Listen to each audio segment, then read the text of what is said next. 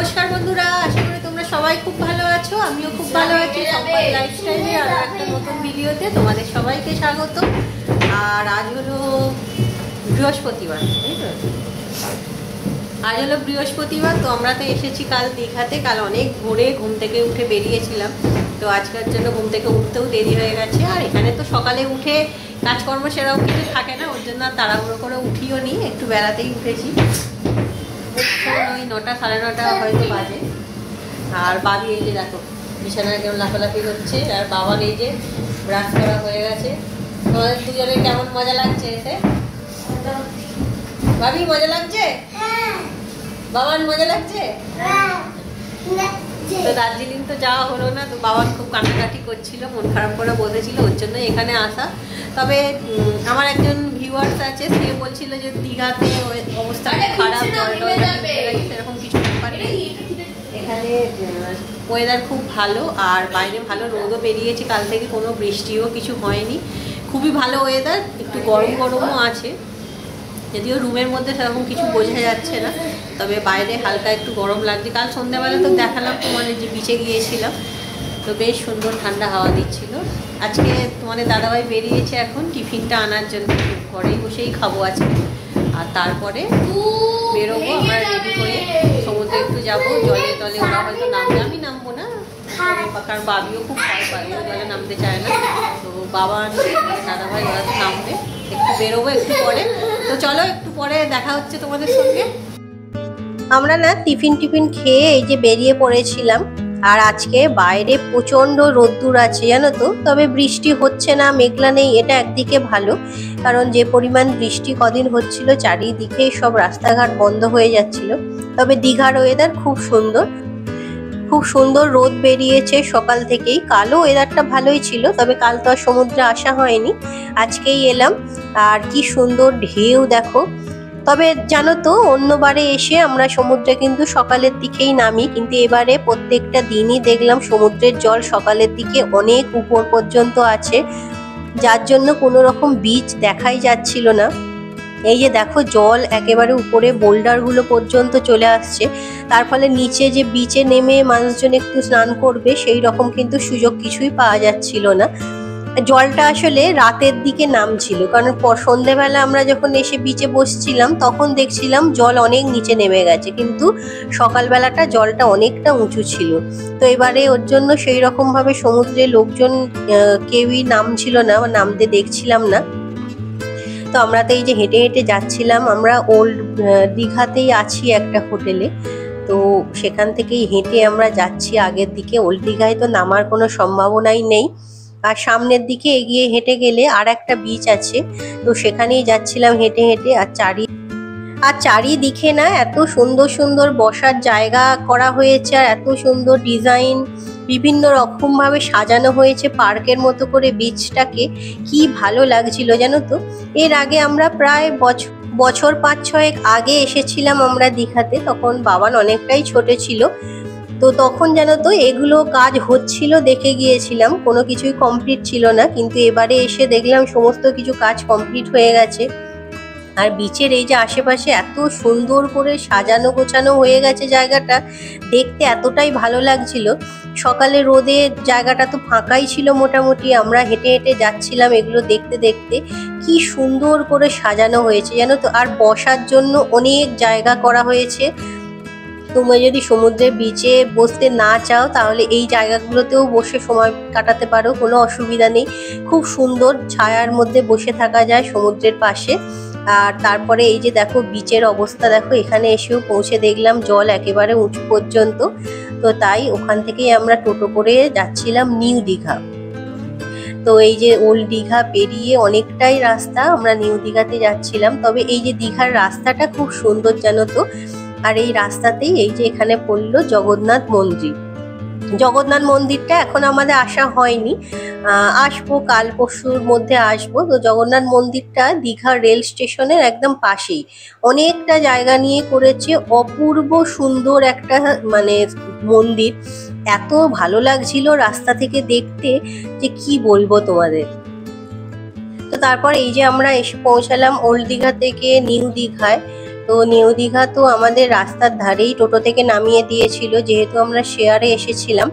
তো তারপর অনেকটা হেঁটে বিচে এসে পৌঁছে দেখি এখানেও অবস্থা একই। আসলে আমাদের এখানে আসাটাই ভুল হয়েছিল, কারণ নিউ দীঘাতে জল অনেকটা বেশি থাকাটাই স্বাভাবিক।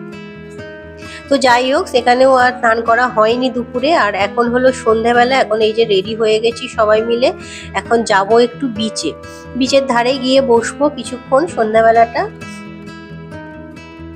দীঘাতে আসার পর থেকে জানো তো কোনো রকম কোনো বড় ভিডিও আমি আপলোড করতে পারিনি আমার চ্যানেলে। তার জন্য আমি খুব খুব দুঃখিত। প্লিজ তোমরা একটু আমাকে ক্ষমা করে দিও, আর আমাকে ভুলে যেও না, এইভাবেই একটু পাশে থেকো, সাপোর্ট করো। আসলে এখানে নেটওয়ার্কের এত সমস্যা ছিল, ভিডিও করা হচ্ছিল, এডিটিংও করে রাখছিলাম, কিন্তু কোনোভাবেই ভিডিও আপলোড করতে পারছিলাম না। সারাটা দিন প্রায় সময় লেগে যাচ্ছিল। আর ওর জন্য শর্ট ভিডিও বা রিলসগুলো দিচ্ছিলাম যাতে অল্প সময়ের মধ্যে হয়ে যায়, কিন্তু সেগুলোও প্রায় অনেকটা করে সময় নিয়ে নিচ্ছিল। যার জন্য কোনো বড় ভিডিও কোনো রকমই ভাবেই আপলোড করতে পারিনি। তো বাড়ি ফিরে তারপরে আপলোড করছি। আর এখানে এই যে দেখো, বিচ মার্কেটে তো এসেছিলাম, এখানে নানা রকম দোকানপাট তো রাস্তার ধারে আছে। আর এটা হলো বিশ্ব বাংলা গেট, যেটা ওই সমুদ্রের বিচের ধারেই করা আছে। এখানেও খুব সুন্দর আলো টালো দিয়ে সাজানো হয়েছে, আর এত সুন্দর লাগছিল রাতের বেলা জানো তো। সম্পূর্ণটা ভিডিও করতে পারিনি, কারণ সম্পূর্ণটা যদি ভিডিওতে দেখানো হয় ভিডিওটা অনেকটাই বড় হয়ে যাবে। তবে জায়গাটা এতটাই সুন্দর লাগছিল রাত্রেবেলা যে বলে বোঝানো সম্ভব নয়।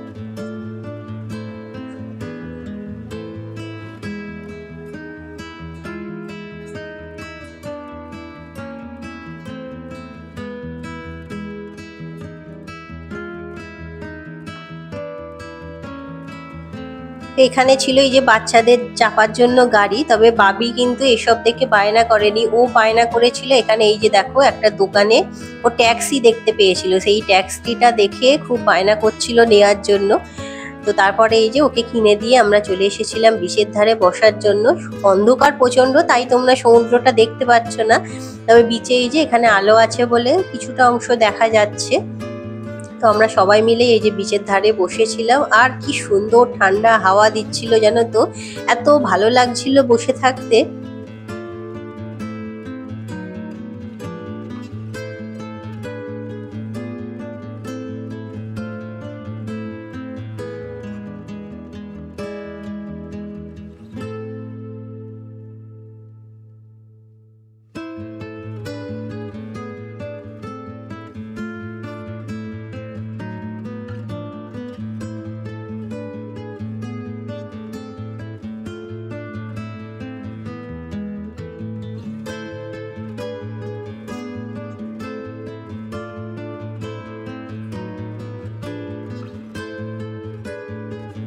তো বসে থাকতে থাকতেই খিদে পেয়েছিল, তাই একটু পাপড়ি চাট কিনে নিয়েছিলাম।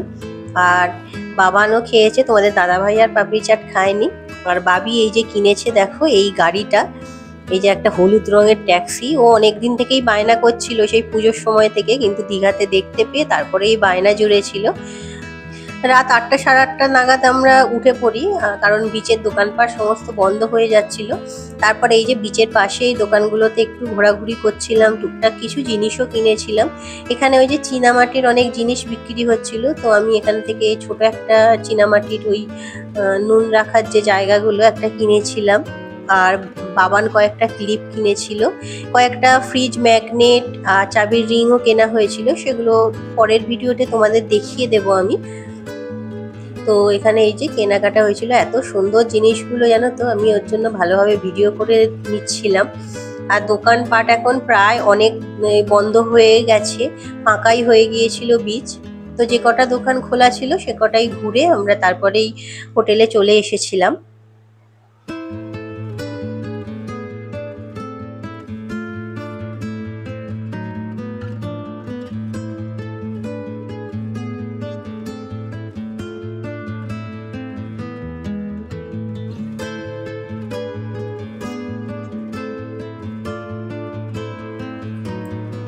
আর রাত্রে আমরা দোকান থেকে কিনে নিয়ে চলে এসেছিলাম খাবার। এই যে বাবান কিনেছিল বিরিয়ানি, আর আমরা তিনজনে খাওয়ার জন্য এনেছিলাম রুমালি রুটি আর ভেজ তরকা। তো এই দিয়ে আমাদের খাওয়া হয়ে গিয়েছিল। আর বাবি যদি ঝাল না খেতে চায় ওর জন্য দুটো মিষ্টি এনেছিলাম। ব্যাস, তো এই হলো আমাদের ডিনার। তারপর রাত্রে হঠাৎ করে ঢাকঢোলের আওয়াজ শুনতে পেয়ে এই যে জানলা দিয়ে উঠে দেখলাম ঠাকুর ভাসান যাচ্ছে। তো হোটেলের ব্যালকনি থেকেই একটু ভিডিও করে নিয়েছিলাম। লক্ষ্মী ঠাকুর ভাসান হচ্ছিল, তো সেটাই একটু ভিডিও করেছিলাম। আজকের ভিডিওটা এখানেই শেষ করলাম। আশা করি তোমাদের ভালো লেগেছে। যদি ভালো লেগে থাকে অবশ্যই একটা লাইক করে দিয়ে বন্ধু বান্ধব আত্মীয় স্বজনের মধ্যে শেয়ার করে নিও। সবাই ভালো থেকো, সুস্থ থেকো, আনন্দে থেকো। টাটা।